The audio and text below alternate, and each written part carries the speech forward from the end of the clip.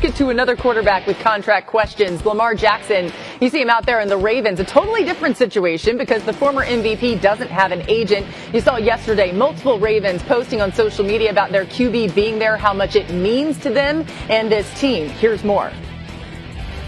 You block it out, as playing, football at a young age. We've all been, with the media for a long, long time, and there's going to be a lot of naysayers, but you got to be able to block stuff like that out. We don't look at the outside too much. I was really excited to have 8 back out there. I told the trainer to give Lamar some water today.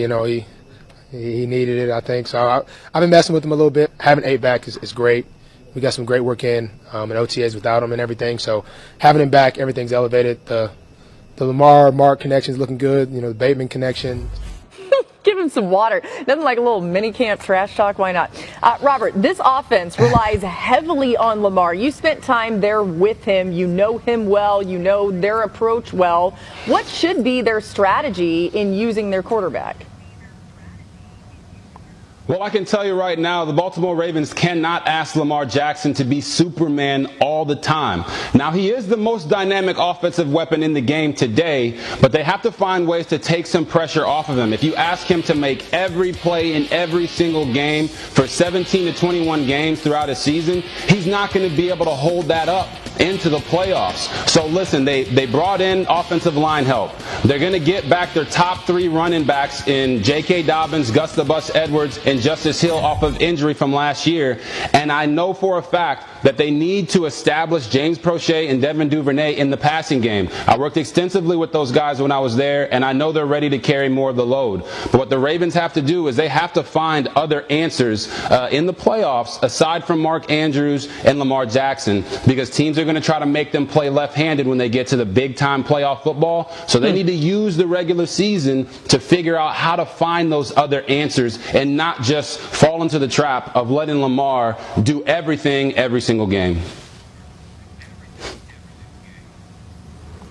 Yeah, I think when you look at Lamar Jackson and what he's meant to this team, there's been no player in the NFL asked to carry this sort of offensive load. And so what Greg Roman is going to have to do is find ways to allow Lamar to pace himself, not necessarily exert himself early on in games or early in the season, and then allow his instincts and natural athleticism to take over.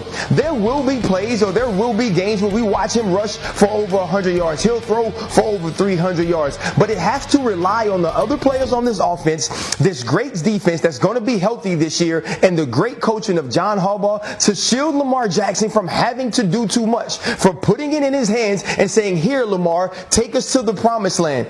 Even Moses needed some help from God and his staff. That's we exactly all do, right? what Lamar needs, from help from his coach and his staff. You know what? Of all the things happening today, I didn't expect us to get biblical, but I'm glad that we did. It's funny, too, Jeff, because when you talk about Lamar Jackson and the conversations around him right now in this Ravens team, anytime anyone in the media or anywhere is trying to say, oh, well, things are contentious, Lamar has even clapped back and said, no, it's not that. I mean, it seems like a very amicable relationship with them, but where do things stand in the contract talks between Lamar and the Ravens? I guess I should have gone to church on Sunday and asked God, because I have no idea where the contract is. Because listen, here's the deal. This is an unorthodox situation. Lamar Jackson does not have a conventional agent. His mother is on a team that is representing him at this point. So we're not getting the typical leaks that us media people rely on here. He has made very clear that he doesn't want this to be out in the public. Now, it could change at any point, but Steve Bisciotti, the team owner himself, has said that this is a very unique situation where, in fact, he said at one point, Eric DeCosta, the team's general manager, it's not his job to call Lamar all the time and say, hey, do you want to get this deal done?